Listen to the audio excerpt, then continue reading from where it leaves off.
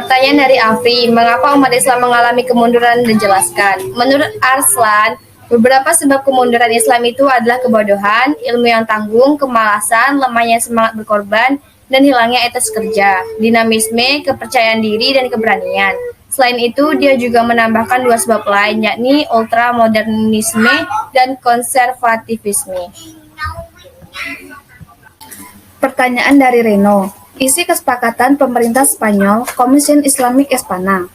Pada tahun 1992, terdapat kesepakatan antara pemerintah Spanyol dan Komisión Islámica Espana, Komisi Islam Spanyol, yang isinya: 1. Kaum muslimin didirikan untuk memberikan pengajaran agama sekolah negeri maupun swasta. Yang kedua, kaum muslimin diberi izin membangun sekolah yang dikelola sendiri.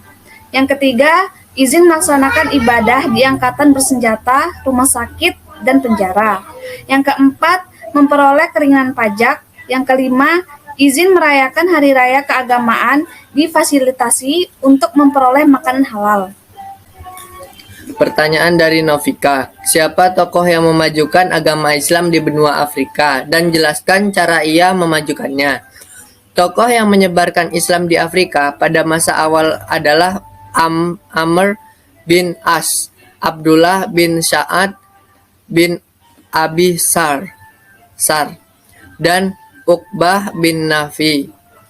Islam datang pertama kali ke Afrika pada saat hijrahnya orang-orang Islam dari Mekah atas perintah Nabi Muhammad SAW pada tahun 615. Setelah masuk ke Afrika, tepatnya di Ethiopia, ajaran Islam menyebar di benua ini pada masa Khulafaur Rasyidin. Proses penyebaran Islam di benua Afrika kala itu terjadi di Cyrenaica sebelah timur Libya dan dilakukan oleh Panglima Militer Khulafaur Rasyidin, Amir bin As. Pada 642 atau pada masa pemerintahan Khalifah Umar bin Khattab pada tahun 433 sampai 644. Selain itu, Islam menyebar ke seluruh Afrika Barat melalui perdagangan cendekiawan dan misionaris melalui cara damai. Pertanyaan dari Rio. Jelaskan kapan dakwah Islam mulai masuk ke benua Afrika. Islam datang pertama kali ke Afrika pada saat hijrahnya orang-orang Islam dari Mekah atas perintah Nabi Muhammad SAW pada tahun 615.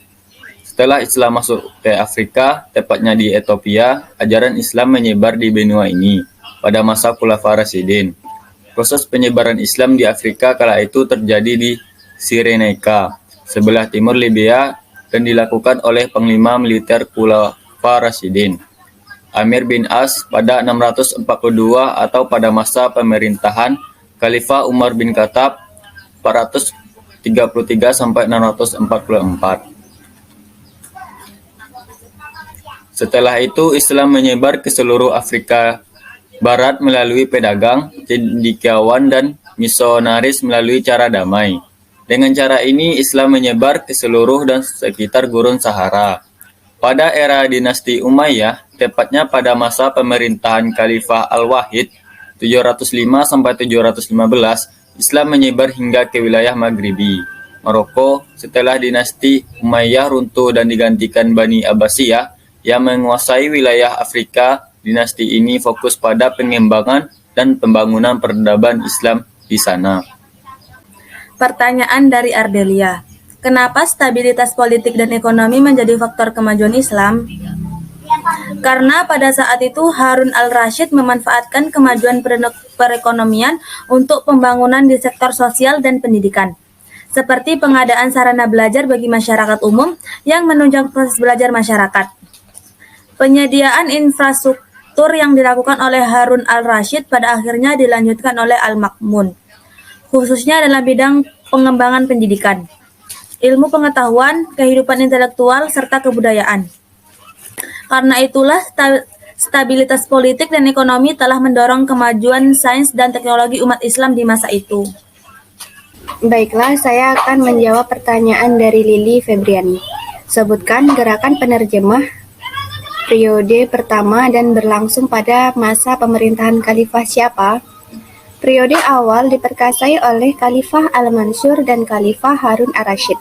Karya-karya bahasa asing pada bidang astronomi dan mating banyak diterjemahkan dan latar belakang keluarga penerjemah berasal dari keluarga bermaki, orang-orang Zoroaster, dan sarjana Kristen Nestorian. Pertanyaan dari Aditya Wira, apakah tujuan dari tarekat? Adapun tujuan tarekat ini secara umum, tujuan tarekat ialah mempertebal hati pengikut-pengikutnya sedemikian rupa, sehingga tidak ada yang dirasa indah dan dicintai kecuali keindahan dan kecintaan kepada Allah, dan kecintaan tersebut dapat melupakan dirinya sendiri dan di dunia ini serta seisinya. Tujuan tarekat adalah membersihkan jiwa dan menjaga hawa nafsu untuk melepaskan diri dari berbagai bentuk ujub, takabur, riya, hubud, dunya, atau cinta dunia, dan sebagainya.